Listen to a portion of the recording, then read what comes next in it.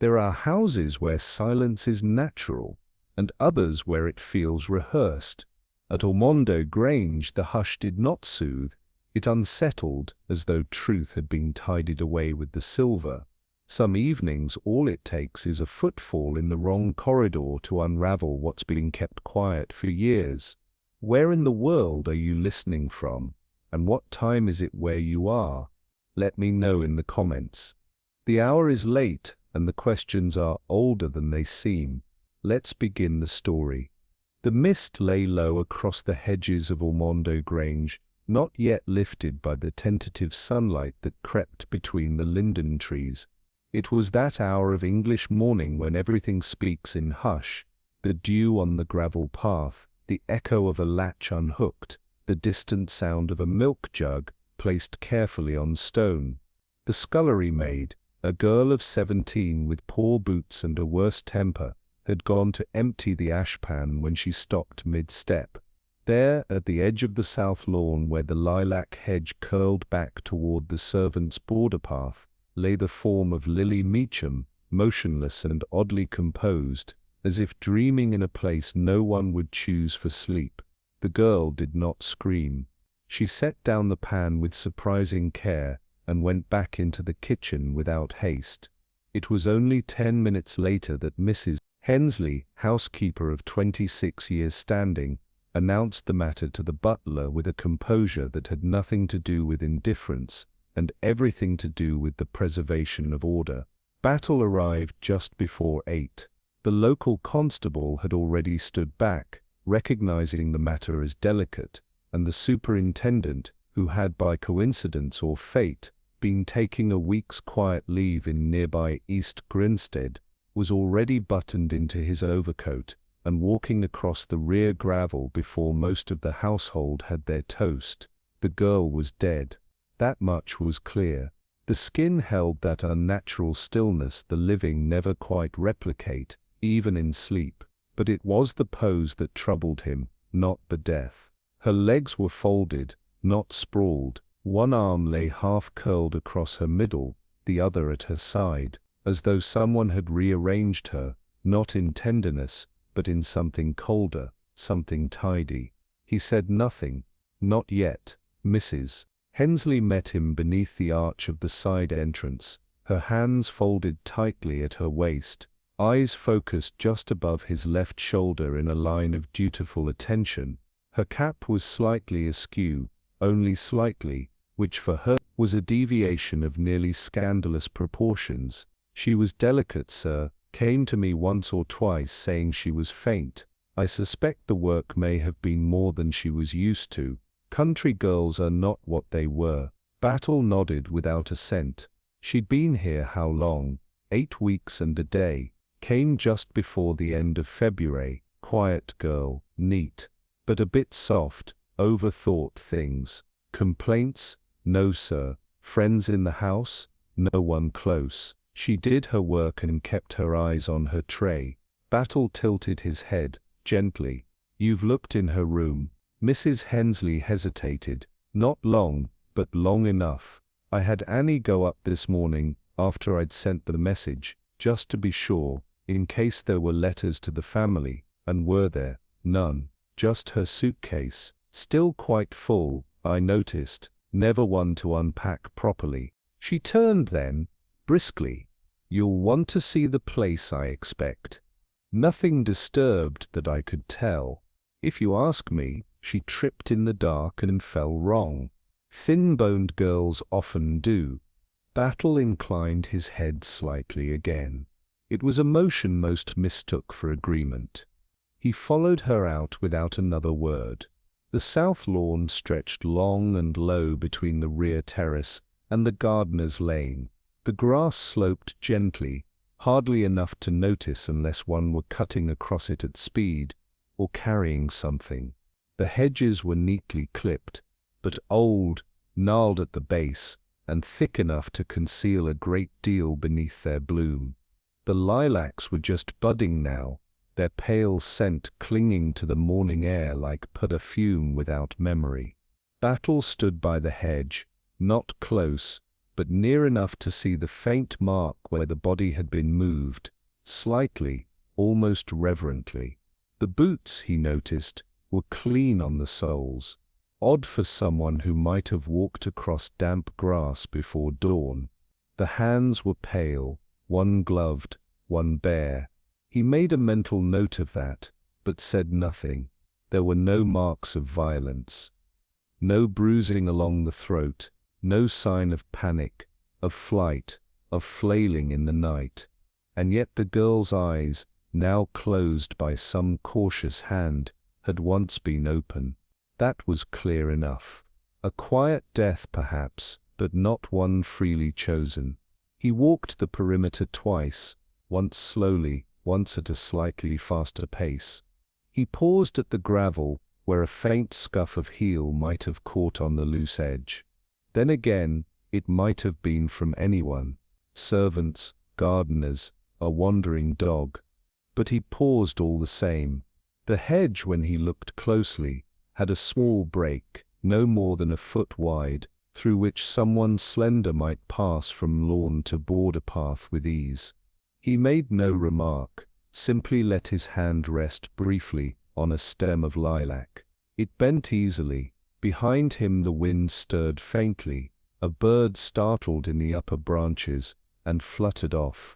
Superintendent Battle stood still, hands in the deep pockets of his coat, and watched the nothingness where the girl had been. Then quietly he began to walk back toward the house. There would be more questions, later. For now he simply made note of what was not there, no trace of a struggle, no blood, no note, no scent of perfume, and no sign of the small leather pocketbook the girl had been known to carry in her apron each morning, neatly buttoned, as if guarding some silent account of her days. That too was missing. The service corridor with its pale tiles and scuffed skirting yielded little to the eye, but spoke volumes to one who listened. Superintendent Battle entered without ceremony and without sound, his presence barely registered by the undermaid, who passed him with her head bowed and a cloth in her hand, as though polishing her own thoughts. In households such as this, grief had its ritual, not loud, never chaotic. But it was the absence of one particular note that caught Battle's attention. No low voices behind doors, no muttered speculation at the foot of stairs. Even in houses where discipline reigned, death brought whispers, especially when it came uninvited. Here there was only movement, orderly and muted. Teacups were laid on trays with military care, boots placed against walls in perfect pairs. The entire corridor bore the weight of something not discussed, not simply withheld, but restrained, as if silence had been instructed, not simply felt. Battle paused near the servants' registry board, glancing without seeming to, and saw Lily Meacham's name still pinned on the day's duty slate. It had not yet been removed. He continued on toward the main wing, the hush traveling with him like a draught from a long-shut door, cool and faintly unnatural. By the time he stepped through into the morning room, the sunlight had settled into long golden bands across the parquet. Sir Bertram Dallham stood near the hearth, unlit though the morning held a chill. His hands rested behind his back, knuckles tense. Miss Edwina Kersey sat stiffly upright, gloved though indoors, her hat still on. Beatrice, tall, sharp-shouldered and lean, stood at the escritoire with a pen still in hand, not as if she had been interrupted, but rather that she had chosen not to put it down. The constable had delivered the news in his most respectful tones. Battle had requested to remain unobtrusive for the moment, and he did, standing near the French windows, watching the light drift through the thin lace. There was no hysteria, no gasps, only Sir Bertram's slight intake of breath, not shock precisely, but irritation, as though one more administrative tangle had fallen across his path.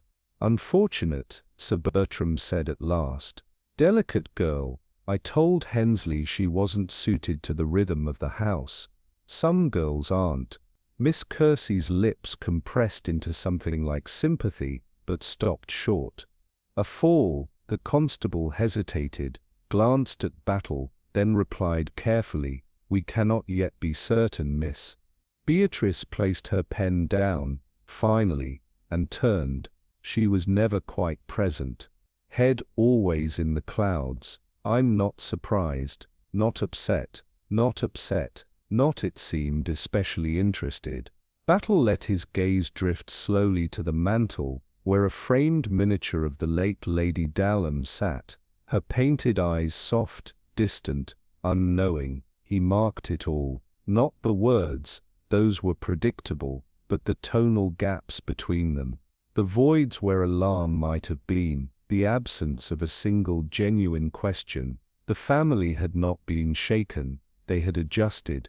A short while later, Mrs. Hensley reappeared with a modest basket, lined with muslin. "Her things, sir. The room's untouched otherwise." Battle opened the top fold without ceremony. A pair of cotton stockings, a plain brush, 2 postcards with no handwriting, a tin of lozenges, scarcely touched, a small purse with 10 shillings inside, and a prayer card, limp at the corners, tucked within a pocket of the lining, but no pocketbook. He closed the cloth quietly, nodded, and stepped aside. Mrs. Hensley looked at him, something searching, something braced, but he offered nothing. It had been common knowledge below stairs that Lily Meacham had a habit of writing things down, observations, lists, small numbers. She was no gossip, but she was precise. Battle had noted the girl's handwriting once, faintly upright and deliberate, in the kitchen ledger, 3 jars of plum preserve, 4 dozen linen napkins sent out for mending, neat and steady, not forgetful, not chaotic. The pocketbook was absent. Its absence was not merely a detail, it was a shape, a gap with weight. He left the house before luncheon, slipping again through the service passage, his coat collar turned slightly up against the wind that had begun to rise across the east lawn. No one spoke as he passed. By dusk, the garden lay once again beneath a veil of stillness. Battle walked its perimeter slowly, not tracing the crime.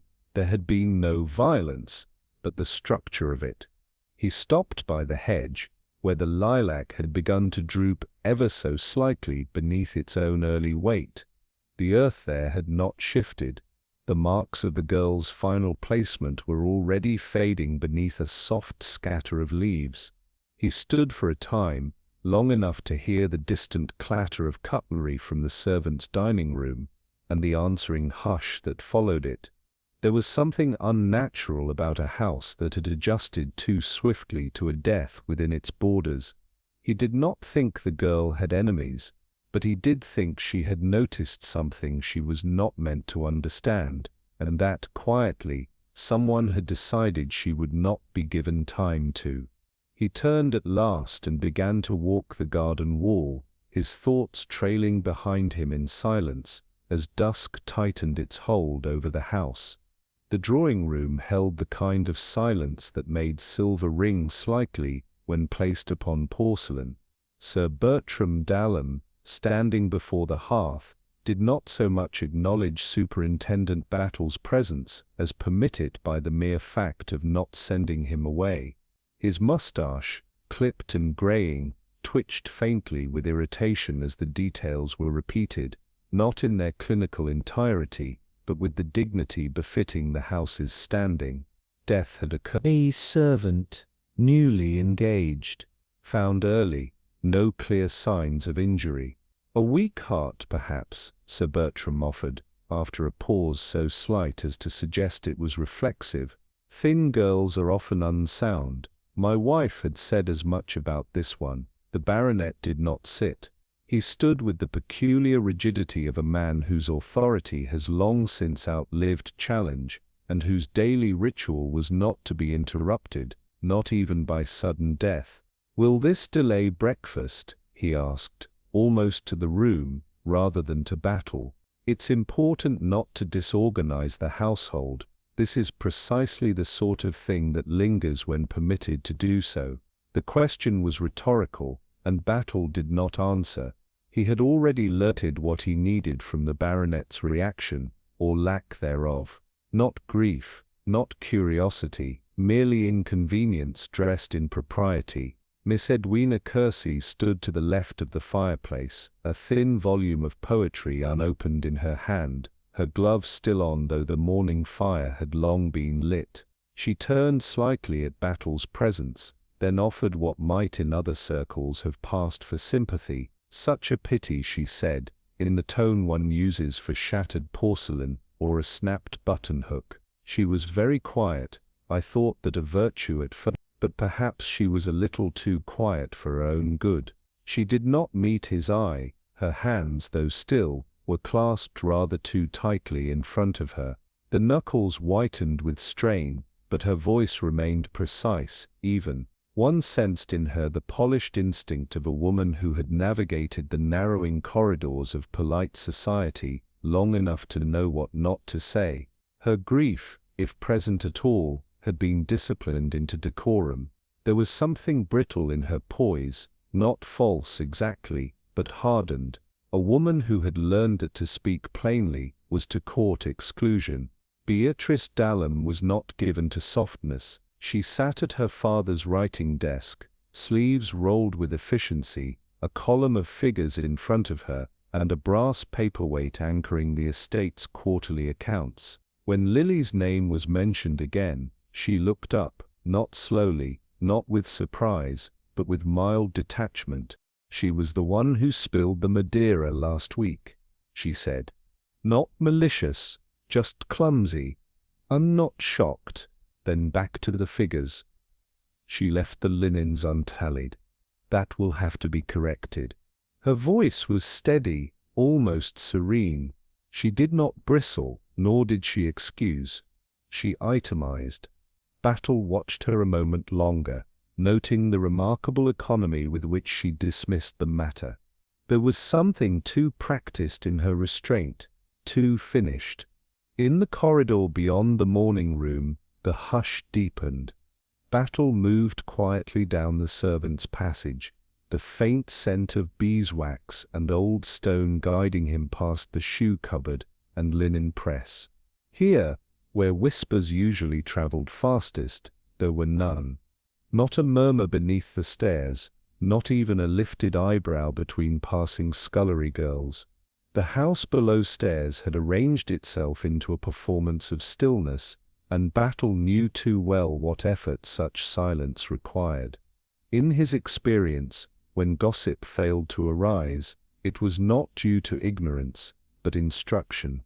The rhythm of the house ticked on, boots polished in even rows, tea trays aligned by hands too busy to question, yet not too numb to know. He turned next to the girls' belongings. Mrs. Hensley led him up the narrow staircase that climbed toward the attic rooms.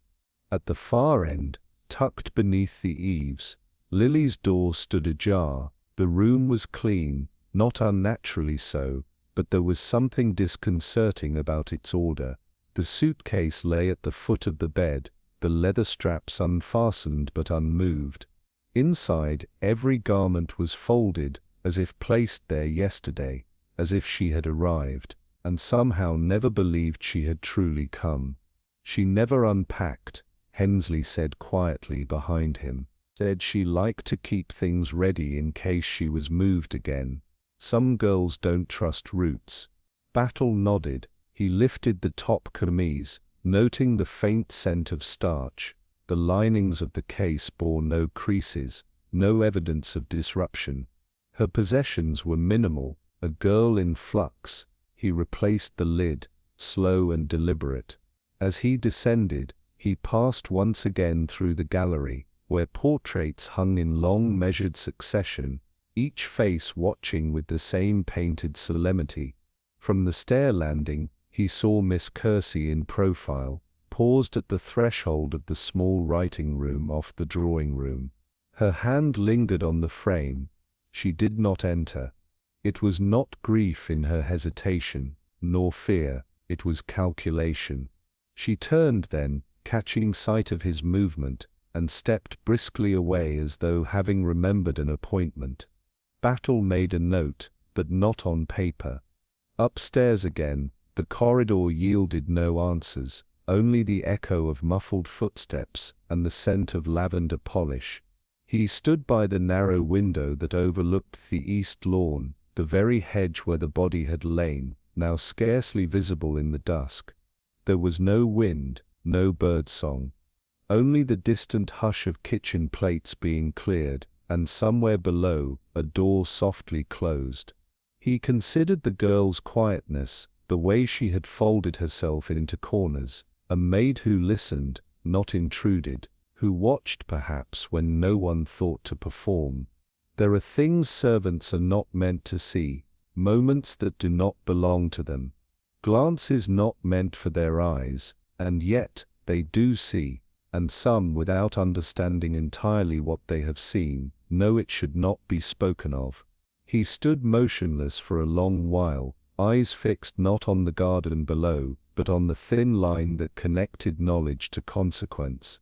Something, he thought, had passed before the girl's gaze, something private, perhaps brief, perhaps nothing, but enough to end her.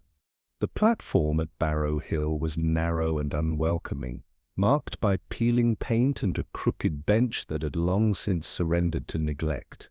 The air bore the grim weight of industry, soot in the hedgerows, coal ash in the wind, and a flatness in the light that made everything appear older than it truly was. Even the village buildings, squat and smoke-worn, seemed to lean together for warmth or secrecy. Battle stepped down from the train without ceremony. He carried no suitcase and wore an overcoat that suited no season, precisely, one designed for waiting rather than warmth. The station master gave him a nod that was not quite friendly, but respectful in the way country people reserve for uniforms and undertakers. No one else spoke. That, Battle noted, was the tone of Barrow Hill, not rudeness, not suspicion, simply a silence inherited through generations and kept polished like a brass doorknob, for occasions that required it. The walk to the Meacham house took less than 10 minutes. A row of narrow terraces bowed slightly inward, as if reluctant to meet the stranger's step. Lily's mother lived at the far end in a cottage flanked by 2 tall hedges that concealed the windows from street view. Battle paused, as he always did, to observe the garden, neat, modest, and absent of anything unnecessary. Inside, the parlour was sparse but clean, the furnishings frugal in taste and older than they looked. Mrs. Meacham was already seated when Battle entered, her hands folded in her lap, a shawl wrapped tightly around her shoulders, though the fire had been lit. Her face bore the marks of endurance rather than distress, the drawn lines of one who has learned how to hold sorrow quietly between the ribs. She gestured for him to sit, then reached for a small tin box on the table beside her. She said little, the woman began, voice neither warm nor cold. Even in her letters she never wrote more than a few lines. I knew she was afraid of saying too much. Battle inclined his head, allowing space for the rest. I warned her, she continued, smoothing the cloth beneath her fingers. Houses like that, they're not made for girls who notice things. There was no anger in her tone, only weariness, the kind that wraps around dignity like old wool, rough, but sufficient. The tin box opened with a soft click, and she withdrew a folded sheet of paper, yellowed slightly, creased more than once. She handed it to Battle without ceremony, as though she had already rehearsed the gesture in her mind many times. Only one letter since March, she said. She posted it from the village, not the house. Wouldn't have trusted them to send it for her. The paper bore a neat, hesitant hand, not the childlike scrawl of inexperience, but the deliberate caution of someone measuring her words. The sentences were brief, clipped by more than economy, a girl trying not to cause alarm while gently requesting her mother's memory. Things are quieter now, Lily had written. They don't look at me as much. I'm mostly kept to the lower rooms, which is better. But people here whisper in rooms I don't clean. Battle read the final line twice, then folded the page carefully. It was not a cry for help. It was a statement, one which had taken courage to send. Mrs. Meacham did not press him for interpretation. She only said, Lily was a quiet child, but she saw straight. A moment passed before she added, with no emphasis, she wrote everything down. The words hovered between them like steam from a cooling kettle. She had a little book, the mother continued. Not a diary. She wasn't sentimental, just liked to make sense of things on paper. Numbers mostly. Who owed who, how many steps from the cellar to the parlor. That sort of thing. I told her once it was a waste of time. She said it helped her sleep. Battle made no reply. He let the silence settle in around the edges of the statement, knowing well how often a girl's habits dismissed in life became proof of purpose in death. She was neat about it, the woman added. Pages folded, corners sharp, never left it out. Kept it with her apron pins, last I knew. There was no visible tremble in her voice, only the frictionless rhythm of fact. She wasn't clever with words, but she remembered what she saw. Battle allowed a nod, slow and considered. The image formed in his mind without effort. A girl sitting at the edge of her bed, folding facts into a pocketbook, not to accuse, not even to understand, only to possess a record of things that otherwise went unanswered. She had a gift with numbers, Mrs. Meacham said then, and her voice lifted, almost proudly. I didn't teach her, couldn't, but she knew how to keep a tally, and never lose a farthing. At the shop they said she was better than their own ledgers. Battle looked down at the tin box, now closed again. She did sums in her head, the woman said. Told me once that the cook's orders didn't match the pantry's contents, not to make trouble, just to say it. A quiet girl with a clear eye, good with figures, exact, careful, dangerous in the wrong place. He rose, thanked her with the quiet courtesy such moments demanded, and stepped back out into the grey of the street, where the chimneys whispered their own steady warnings into the low sky. The return journey was silent. The train juddered through fields blurred by mist, passing hedgerows and empty fences. Battle sat alone, his arms resting on his knees, and considered the absence of the pocketbook. Not a trinket, not even a possession, a ledger of something fragile. Attention, its absence was not trivial. It had been removed. A girl's death might be passed over, made soft with suggestions of illness, frailty, misstep, but a missing object spoke with a different voice. It suggested knowledge, and knowledge, when handled by the wrong hand, could shift inheritance, status, security. It could destroy. The countryside began to yield to Sussex again, gentle, deceptive, and Battle felt no satisfaction, only the closing of a quiet circle. The girl had not wandered into misfortune. She had walked near it, eyes open, noting quietly what others had been desperate to keep unseen. She had not misunderstood. She had been understood as a threat. And now she was silent. The ivy on the cottage clung like old guilt, thick and deliberate, as if nature itself had conspired to preserve the building from intrusion. It sat at the northern edge of the estate, removed from the ornamental drive, and hedged on two sides by a copse of ash trees, a scholar's retreat by design and disposition. Lionel Padu answered the door himself, coatless despite the morning's damp, and blinked in a way that suggested interrupted thought rather than annoyance. His manner was courteous, a little stiff, and altogether indistinct. The faint rasp of a cough, that persistent chest-thickened echo of something long untreated or long endured, punctuated his welcome as he led Battle inside. The room bore the marks of solitary use. One armchair worn smooth at the arms, a desk scattered with papers, books shelved with chaotic reverence, and no ashtray, though a scent of stale tobacco lingered in the air. Lionel spoke quickly, but without fluency. His sentences trailed off, doubled back, or concluded too soon.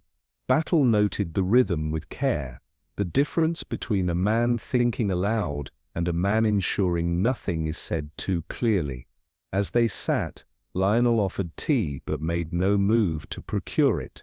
His eyes flicked often to the window, and once, just once, to a small drawer near the fireplace which he did not touch. There was nothing overtly amiss in the conversation, and yet Battle read the small deviations with the same attention he might give a ledger missing a half column.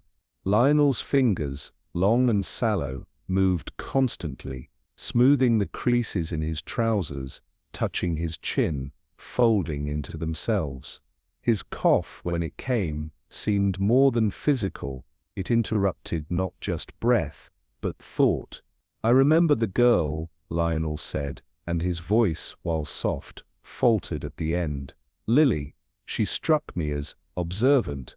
Battle said nothing.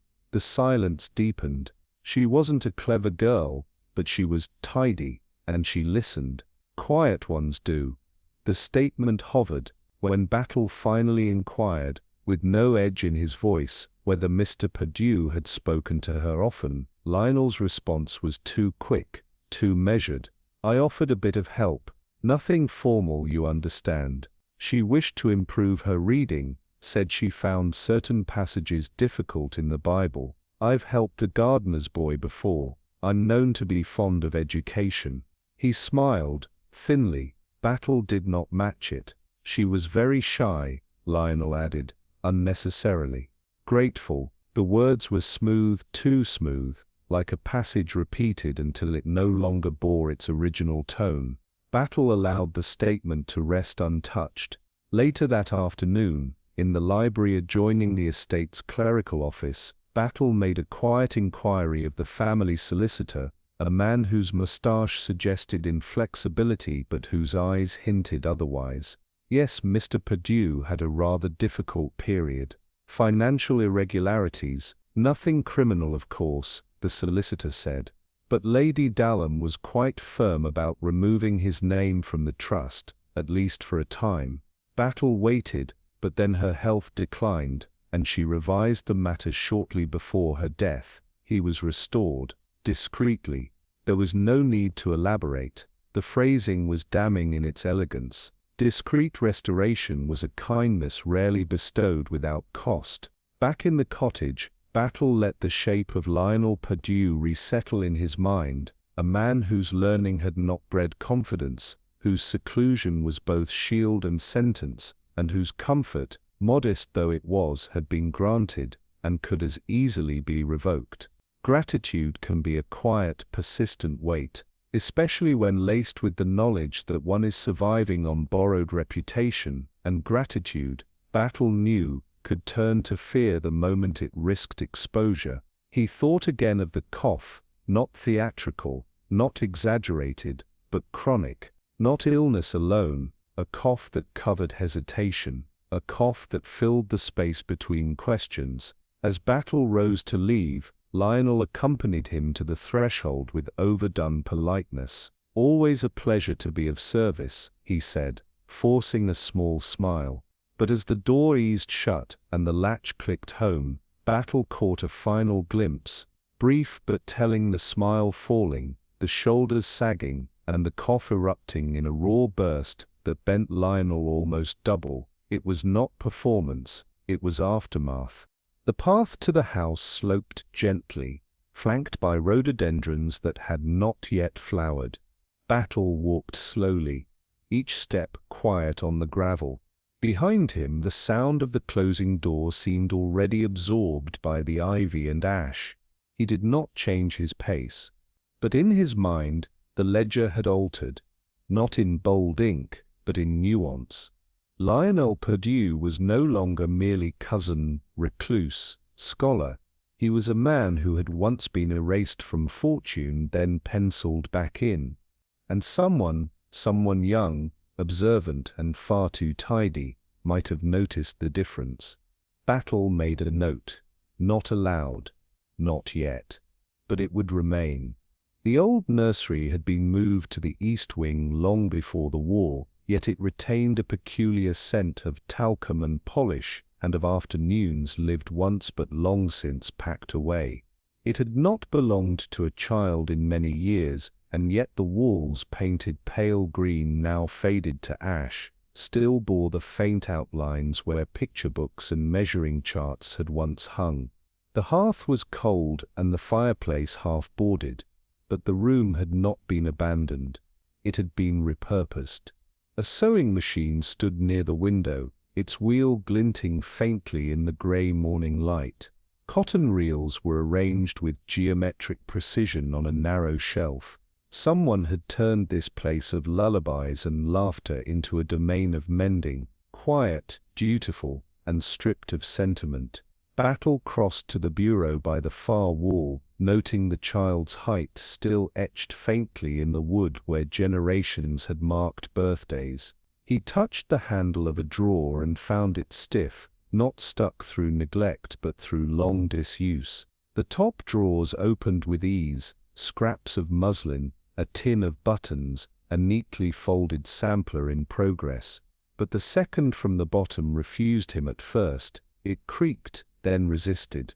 He did not force it. Instead, he turned, slowly, deliberately, and spoke to the housemaid standing just outside the door. "That drawer," he said. "Who uses it?" "No one, sir," came the reply, after a pause. "It's been that way a while. Miss Beatrice said not to bother. It sticks. Nothing in it worth keeping." Battle nodded once, returned to the drawer, and gave it a second try. This time, with pressure applied not in force but in angle, it yielded, reluctantly, and opened half an inch. Inside was dust, and beneath the dust, a parcel wrapped with deliberate care, brown paper smoothed flat, its edges folded with methodical hands, and secured with a narrow blue ribbon tied in a child's knot, precise but not stylish. The air changed slightly in the room, as though the temperature had dipped by a single imperceptible degree. He did not speak. The parcel fit neatly in both hands, not heavy, but not weightless. The ribbon slipped loose without protest, and the paper fell open to reveal the faded lid of a puzzle box. It had once been painted with animals, a lion, a bear, a dog with a wagging tail, though the colors had long since worn to shadows. Inside the box, where once there might have been lettered blocks or simple games, lay something far more adult, Lily Meacham's missing pocketbook, bound closed with a loop of string, its corners softened by handling, its presence unmistakably deliberate. Battle studied the arrangement, the choice of concealment, not panic, not haste. This had been done by someone who knew what they were hiding, and had not wished it destroyed. Hidden, yes. Forgotten, never. The drawer slid shut again, with a sound not unlike resignation. The room remained still. Only the sewing machine, gleaming, unused, looked on. The pocketbook opened without protest, its string looped 3 times round a plain wooden button. The pages inside were not lined, but carefully ruled by hand in a faint pencil. 2 columns on each leaf, marked and numbered with a kind of nervous precision. Superintendent Battle turned the first few pages without haste. The handwriting was familiar now, Lily Meacham's, a script that bore no flair but possessed a steadiness rarely found in girls her age. There were no outpourings, no romantic nonsense. The entries were clipped, factual, and exacting. Each notation held its weight. Drawing room, Tuesday, 4:15. Voices raised. Lady's sister mentioned codicil. Laughter followed, but then silence. Further down the page, another study window opened. 3:05. Two men, not family, arrived. Both exited before bell rang. No coats taken. One called other Padu in full voice. Battle read on. The names recurred: Miss Kersey, Beatrice, Lionel, the cook even, whose movements were tracked with almost obsessive care when she lingered in the corridor near the writing room. A girl's invisible itinerary, made visible. Then came the sums. Small amounts, shillings and pence, assigned to specific deliveries, charges, household expenses. But alongside them were tallies that did not appear in the housekeeper's official books. £2 in sealed envelope to Miss Curd, drawer, Thursday morning. The discrepancy was not monetary alone. It was behavioral. A maid, noticing who moved where, who spoke too softly, who did not carry keys when they should have. It was not paranoia, it was evidence. Tucked between two of the last pages was a leaf folded thrice and pressed flat. When Battle unfolded it, he found a sketch, rough, deliberate, yet unmistakably serious. A rectangle, bordered with legal phrasing, bearing simulated signatures and notations in Lily's unpracticed hand. The drawing was of a document, part will, part codicil, part mystery. At the top, in block lettering, she had written, not the same as before. The phrase lingered. Two names were written in imitation, one scratched out, the other underlined twice. Miss Padu received, LP not mentioned. A second line followed, hesitant, unfinished. Lady D's writing, check date. Battle stared at the crude sketch a long time. It was not an invention, it was an attempt, flawed, yet telling, to understand something she had not meant to glimpse, and certainly had not meant to interpret. He did not know yet whether she had seen the original document, or merely a copy, but she had seen enough to question what was meant to remain unquestioned, and she had recorded it in a place she kept close, not hidden, until, perhaps, it became clear even to her that it must be. He turned the page once more. There was no accusation, only silence, and the stillness that comes when one knows something they were not born to carry. The page beneath his hand was cool. The room remained hushed. The only sound was a bird in the ash tree outside, repeating its call too late in the season. Battle stood without hurry. His gaze moved to the window, then down to the old nursery floor, then back to the closed puzzle box. Someone had whispered, not to her directly, perhaps, but carelessly within reach. Perhaps it had been vanity, or drink, or misplaced trust in invisibility. But someone had spoken, believing no one would remember, least of all a maid, and Lily had remembered. He thought of the household, of Beatrice's composure, Lionel's eyes, Miss Kersey's hesitant glance at the writing-room threshold. Trust was rarely offered freely in such homes. If Lily had been told something, it had not been as a confidant. More likely, she had been overlooked. Or worse, assumed too foolish to understand. That was the danger. Not what she knew, but that she might one day explain it. Battle bent and closed the puzzle box again, slipping the pocketbook carefully inside. He smoothed the paper, retied the ribbon, and placed it back in the drawer with unhurried hands. The drawer slid in softly, as though the room itself had accepted the return of what was stolen from its silence.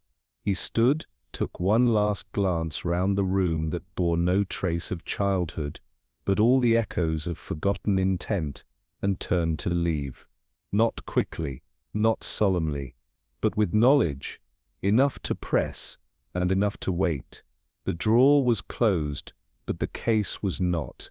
The morning room had not been touched by sunshine in hours, but a lingering amber hue clung to the fringes of the carpet, as though the room remembered warmth even after it had gone. Miss Edwina Kersey sat with her knees drawn neatly together, gloved hands resting on her skirt as she poured tea without spilling or speaking. There was a stillness in her manner that verged on fragility, though Battle recognized it as something sturdier, a lifelong practice of appearing breakable while holding firm.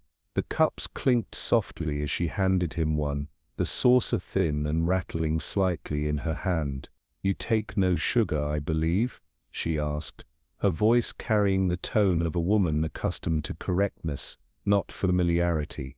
He nodded once. She did not drink herself. It was only after the ritual had been observed, the offer, the pour, the handing over, that she spoke again. "I should tell you something," she said, not meeting his eye, "though it likely means very little." Battle said nothing. "The girl Lily came to me once, quite out of turn, pale as though she'd been ill or frightened. She asked something peculiar, about documents, wills. Her words were orderly, deliberately assembled." He listened without interruption. "She asked whether papers, legal papers, could be changed after a death." Miss Kersey lifted her head only slightly, her expression composed but not comfortable. "I told her not to concern herself with matters above her station." She apologized profusely. Her voice did not waver, but she adjusted her gloves once, pulling them tighter, unnecessarily.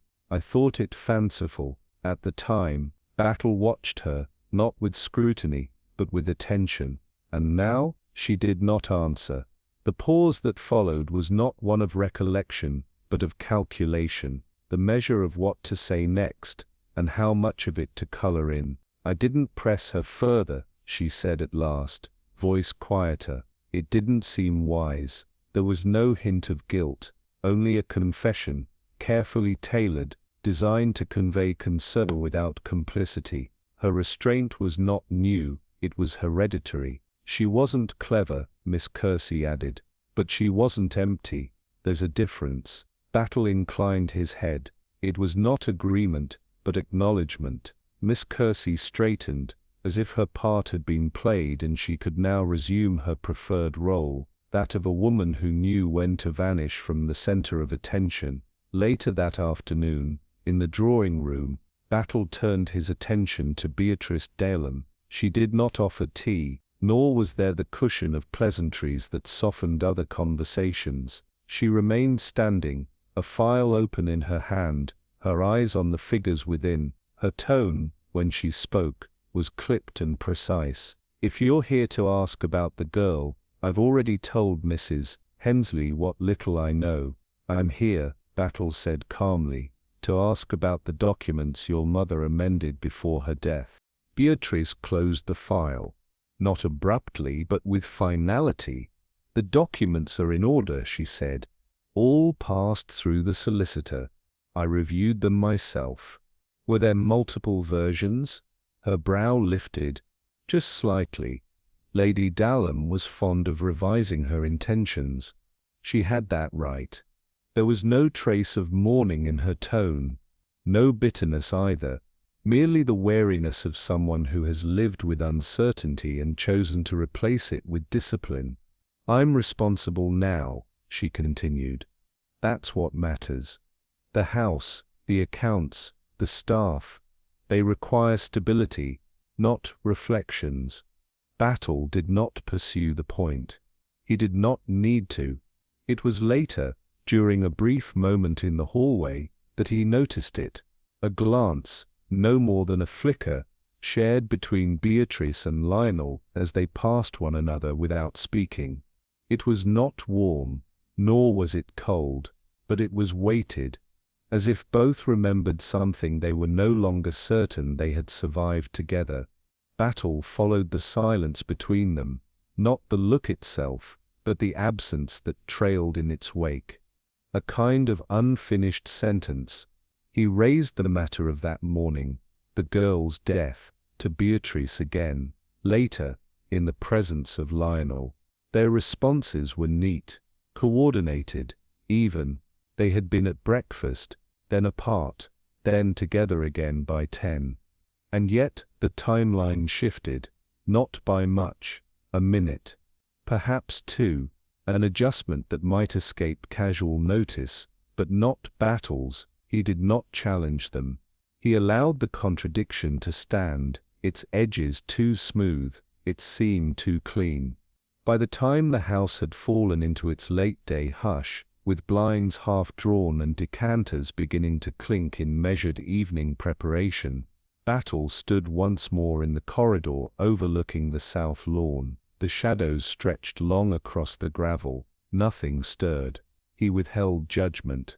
He had done so before, but now he withheld it with purpose. He knew now which glance had faltered, and whose had landed too squarely. The girl had been afraid, but not of the house. She had feared one voice, and trusted another. That had been her mistake. The attic stairs yielded softly beneath Superintendent Battle's weight, the kind of timber that flexed without protest, but carried history in every creak. At the top, the ceiling pressed low, slanting as if bowed by the weight of inheritance. The air was not stale, but still, filled with the dry smell of folded papers, and once oiled furniture now long forgotten. Dust rested thickly on every surface, undisturbed except for one narrow trail where someone, recently or often, had passed through. It was a place not meant to be entered casually, a room that had become less of a store than a vault. Here were the discarded shapes of family necessity, ledgers whose columns once governed salaries, boxes marked Xmas decorations, 1927, an umbrella stand with no umbrellas, and shelves of documents arranged with that mixture of care and fatigue only men of letters apply when no one is watching. Lionel Padu's hand was visible everywhere, meticulous but not detached. Battle's eyes moved slowly across the clutter, his thoughts equally unhurried. This was not a room for secrets, but for the aftermath of secrets, a quiet sediment of a house, too polite to remember its own reshufflings, and yet something waited. Behind a worn trunk, its leather peeled at the corners, a thin envelope protruded at an angle too precise for accident. Dust lay around it, not over it. Battle reached for it with a movement that suggested neither hesitation nor haste. The envelope was labeled faintly in a hand too smooth for age, personal, to remain unfiled. It was sealed, but not with wax, and the paper itself bore the slight sheen of modern stock. He turned it once in his hand, noting the crease where it had once been folded lengthwise, then opened it in silence. Inside were 3 pages, each of different texture. The top sheet bore a familiar crest, Lady Dallam's private stationery, and a date, not long before her death. Beneath, in her distinct, elegant hand, was written the language of a codicil, measured, simple, and startling. To Lily Meacham, a bequest, modest but deliberate, and to Lionel, nothing. Battle read the document twice, his expression unchanged. Then slowly, he unfolded the remaining pages. One appeared to be a carbon copy, the official version, as filed with the family solicitor, but the dates did not match. The official version bore a date 2 weeks earlier, and in place of Lily Meacham's name, only a blank space remained where the paragraph had clearly been altered. Lionel's exclusion had been quietly reversed. The phrasing softened. The handwriting, under magnified scrutiny, bore an odd hesitation. The ink, darker and sharper than Lady Dallam's customary grey, suggested it had been added, not with her usual pen, but another entirely. The discrepancies were not dramatic, no glaring forgeries, no clumsy overwrites, only the subtlest disturbance in tone and tint. But to Battle, it was enough. These were not copies of one document. These were 2 intentions, one made in truth, one made necessary, and somewhere between the 2, a girl had seen what she was not meant to see. He stood a long moment, papers still in hand, before placing them carefully back in the envelope. He did not reseal it. Instead he looked out the narrow dormer window, where the lawn could just be glimpsed through a break in the ivy, a place that offered no perspective, only distance. And yet from this vantage, the shape of a motive began to form, not born of rage or cruelty, but of the dull, pragmatic fear of losing what had once been taken away. Lionel's reinstatement had been quiet, unchallenged, restored like a book returned to its shelf. But Lily, attentive and unfortunate, had seen the page as it was before the ink dried. The motive, then, was not blood. It was ink. He closed the drawer of the old desk with careful precision, returning the envelope to the shadowed recess from which it had come. Not to conceal, Battle never concealed, but to ensure that what was known remained unsaid for just a little longer. As he stepped away, the attic received him again without sound. Nothing in the house had changed. Not yet.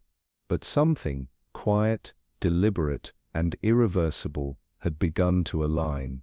And he, Battle, felt it settle like dust, returning to a book not quite forgotten. He descended the staircase without pause, each tread silent, each thought gathered not for conclusion, but for the moment to come. Proof was not required, but understanding, real, sharp and weighty, was already in hand. The day died quietly over Ormonde Grange. The shadows stretched long across the south lawn, melting into the hedgerows and falling soft along the flint garden wall. A hush deeper than mere silence settled over the house, as if the very soil beneath it had taken breath and chosen stillness. Battle stood by the lilac hedge, his hands clasped behind him, shoulders just perceptibly bent, not from fatigue, but from a kind of weighted consideration that had nothing to do with time. The hedge had begun to bloom in earnest now. Small, trembling clusters of pale violets spilled through the twisted branches, perfuming the air with something faint and oddly sorrowful. The girl had died here, not in violence, but in an arrangement, placed, not fallen. And now the evening drew down again, as it had then, the same amber light folding around the edges of the house, brushing the tips of the grass. Battle did not look at the ground.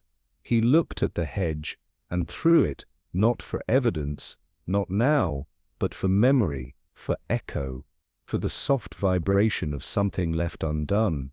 There were no footsteps on the gravel, no cough, yet Battle, without turning, knew that Lionel Padu had come.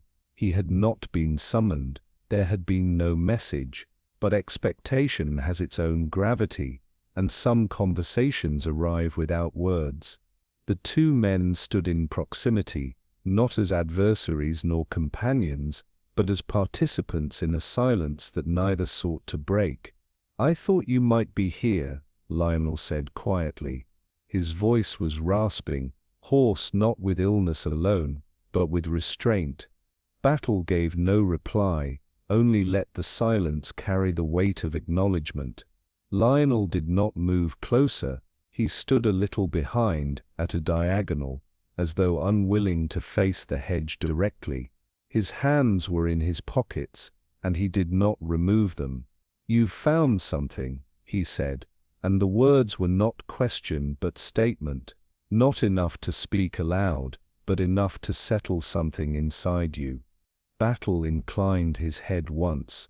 It was not assent, merely precision. Lionel's breath caught slightly. A cough rose in his throat, but did not come. When he spoke again, his voice had changed. Not louder, gentler, as if reaching into something older than shame. "I was never meant to inherit," he said. "You know that, not in the original draft. Bertram was always firm on the matter. He called me excessive." He gave a short, dry laugh that broke too quickly. "But Eliza, Lady Durham, she changed her mind. Just before the end, I visited her twice that spring. She had begun to think about correction." Battle said nothing. The light shifted, curling gold along the edge of the garden path. Lily must have overheard something, Lionel continued, or she was always folding linen in that hallway near the study. Doors close badly in that part of the house. There was no defense in his tone, only a steady, brittle reflection. I thought she was just writing poems, he said. I saw her once, scribbling in that book of hers. I even told her she ought to be careful, that houses like these do not like too much remembering. He paused. She didn't answer. The moment hung, not heavy, but irrevocable. Lionel turned slightly, one hand rising from his pocket, only to press against his chest. His skin looked waxen in the failing light. When you've been given a second chance, Battle, not earned, just given, it becomes something holy. You begin to protect it, not because you deserve it, but because you know it can vanish. His voice trembled, not with emotion, with effort. There are things one lives with, adjustments. You learn to be grateful. Another pause. The cough came then, deep, ungoverned, and bent him forward slightly. When he straightened, his face was pale. She reminded me of my sister, he said, unexpectedly. The same quiet manner, the same way of making you feel observed. He laughed again, shorter this time. But of course observation is the beginning of judgment, isn't it? Battle's eyes remained on the hedge. The past, once altered, leaves ripples. Not loud, but persistent. Lionel's voice had faded to something between reflection and fatigue. He stood slightly to one side of the hedge now, his weight shifting unevenly, one hand against the wooden post as if unsure whether to lean or resist leaning. He spoke in short bursts, not to Battle exactly, but into the space beside him, as one does when the truth, once decided upon, no longer requires approval. Battle did not interrupt. He had never believed in prompting confession, only in allowing the silence to frame it. And in this moment, what Lionel left unspoken mattered more than the phrases he carefully shaped. He did not say the girl's name again. Not Lily, not Miss Meacham. She had vanished from the language of his speech, as surely as she had from the corridors of the house. He did not mention the pocketbook, nor the envelope in the attic, nor the drawers, nor the blue ribbon. He mentioned only shadows, of debt, of forgiveness, of the thin ice upon which second chances often drift. But Battle was listening for omissions, for the weight they carried. It was not the codicil that damned Lionel. It was the silence around it, the awareness in him that something had been taken, not merely given, that a line had been crossed, not in anger, but in that quieter impulse to preserve what one knows is slipping. There was no admission, there never would be. And yet, in the still air, beneath the rustling hedge and the thickening dusk, Battle understood what mattered, not the letter of the law, but the echo of its abandonment. He made no statement. He asked no question. He stood still, with the kind of patience that makes truth move without being summoned. It was Lionel who broke the stillness. The cough came suddenly, not the persistent, shallow tick that had accompanied his earlier speech, but something deeper, uncontrolled, muscular, raw. His shoulders pitched forward, one foot slipping in the gravel. He made no cry, only a short, strangled sound as his breath ceased and would not return. Battle stepped forward, instinctively, but not hastily. There was no panic in his movement, only a steadiness of purpose. But by the time he reached him, Lionel was already on one knee, his hand outstretched, not grasping, only resting against the earth, as though making contact with something final. His body gave once, not violently, but with a kind of resignation, and then settled. Battle knelt briefly, fingers finding the wrist with methodical ease. The pulse was absent, though the warmth had not yet departed. He did not call for help, Not immediately. There was no need. The outcome had arrived with its own momentum, as though something long delayed had simply kept its appointment. When he stood, Battle looked not at Lionel, but at the hedge. A place of endings, it seemed. Not dramatic, but absolute. Later the physician would declare it heart failure. Quiet, undramatic. Consistent with his condition, there would be no inquest, no whisper of suspicion. Beatrice inherited. The solicitor, discreet and unhurried, made his notations. Miss Kersey, a fortnight later, submitted her resignation with 2 lines of impeccable script and took rooms in Hove. The household adjusted, but not quite. The atmosphere, once composed of ceremony and quiet disdain, now thinned around the edges. Something in it had slipped, not shattered, but receded, like wallpaper grown loose behind the wainscoting, no longer flush with the wall but not yet fallen. Servants went about their tasks with the same choreographed deference, but their footsteps no longer matched precisely on the stairs. The hedge was trimmed early that year. Battle returned to London 2 days later. The train cut through countryside half-shaded with the first touch of spring, the fields indistinct in the glass. In his briefcase, under a sheaf of blank paper and an unmarked envelope, lay Lily Meacham's pocketbook. It was not a matter of evidence now. It had never been one. The names, the sums, the sketch, all of it too partial, too faint for a court, yet too exact to discard. He did not intend to submit it, nor to destroy it. He carried it as one carries a letter written, but never posted, a testament unspoken. As the carriage swayed gently on the rails, Battle placed a steady hand on the case. Not possessive, protective. It had become, in its way, a symbol of the thing he could not restore. The proof no one had demanded, yet which he now kept not for judgment, but for memory. Some truths did not require pronouncement, only preservation. And in the stillness of the afternoon, as London drew closer, Battle knew the weight in his case was light, but it was not empty. In the quiet of the carriage returning to London, Battle folded his hands, not in triumph, but in peace, as though something fragile had been righted, without fanfare. Justice, he knew, did not always wear a uniform or speak aloud. But tell me, do you believe guilt still holds weight when it's never confessed, only understood in silence?